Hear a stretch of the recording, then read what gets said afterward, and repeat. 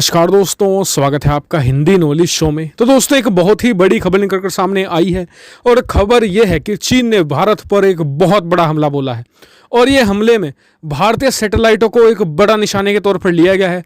और मैं इस वीडियो में आपको बताऊंगा कि ये खुलासा कैसे हुआ, इस हमले में भारत को नुकसान कितना झेलना पड़ा है, खुद जो इसरो ने कहा है वो भी मैं आपको बताऊंगा और भारत की इस पर क्या प्रतिक्रिया है, सब कुछ डिटेल से हम जानेंगे। और साथ ही इस वीडियो को अंत तक देखिए क्योंकि मैं आपको इसमें बहुत ही ज़्यादा डिटेल से बातें चीज़ें बताने वाला हूँ, हर एक प्रूफ भी देने वाला हूं।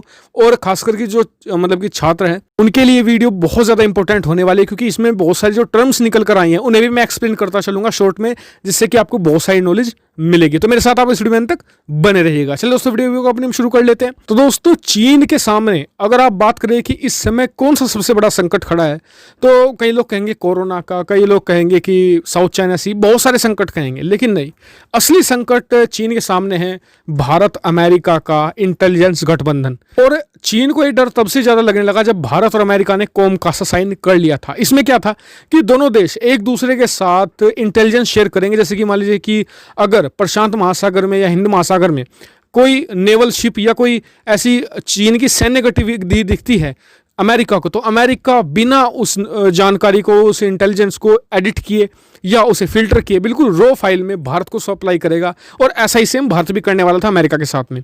और अमेरिका अपने सबसे भरोसेमंद सहयोगियों के साथ ही इस तरीके के जो समझौते हैं वो साइन करता है।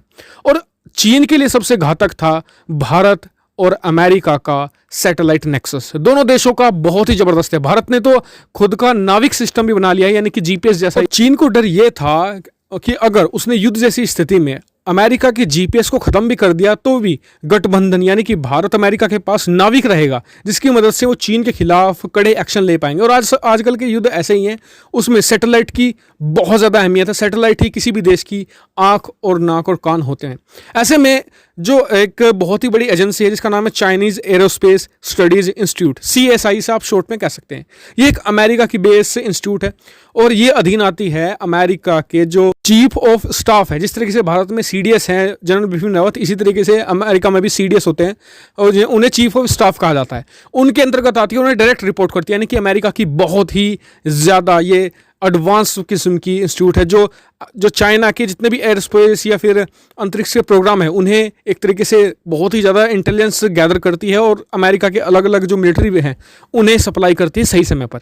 तो इसने एक स्टडी और एक करीबन 150 पन्नों की रिपोर्ट छापी जिसमें बताया गया है कि चीन ने करीबन 2007 से 2017 के बीच ही भारी मात्रा में भारतीय सैटेलाइटों पर हमले बोले हैं।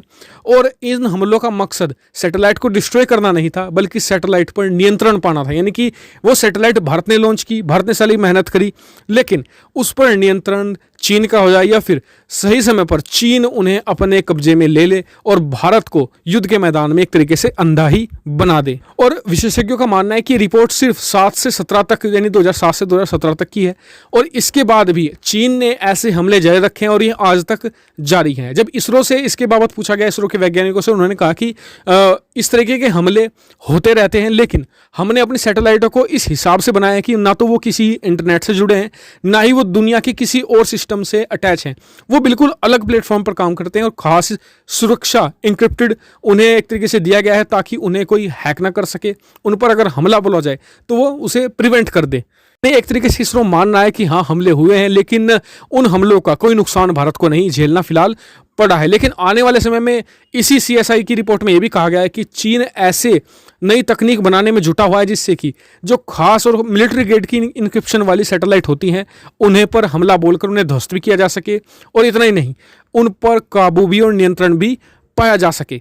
और डोनाल्ड ट्रंप ने इन चीज़ों को देखते हुए, क्योंकि उनके पास तो पहले से ही रिपोर्ट थी, पिछले साल ही स्पेस फोर्स का निर्माण कर दिया था कि उन्हें पता था कि आने वाले समय में अमेरिका को चीन की एरोस्पेस जो एजेंसी थी उनसे भिड़ना पड़ेगा, तो अमेरिका को पहले तैयार कर दिया था। अब जरूरत है कि भारत भी एक स्पेशल एजेंसी, खास करके मिलिट्री विंग ऐसी बनाए जो स्पेस के काम को अलग से देखे और खास करके चीन को ध्यान में रखकर इसका एक ऐसा निर्माण किया जाए, क्योंकि अमेरिका तो ऐसे हमलों से बचने के लिए स्पेस फोर्स का निर्माण कर चुका है। अब जरूरत है कि भारत भी एक ऐसी ही मिलिट्री विंग तैयार जल्द से जल्द कर ले। इस पर आपका क्या कहना है कमेंट करके बताएगा। साथ ही वीडियो को शेयर करना मत भूलिएगा और हाँ, चैनल को सब्सक्राइब करना भी मत भूलिएगा। Thank you for watching video.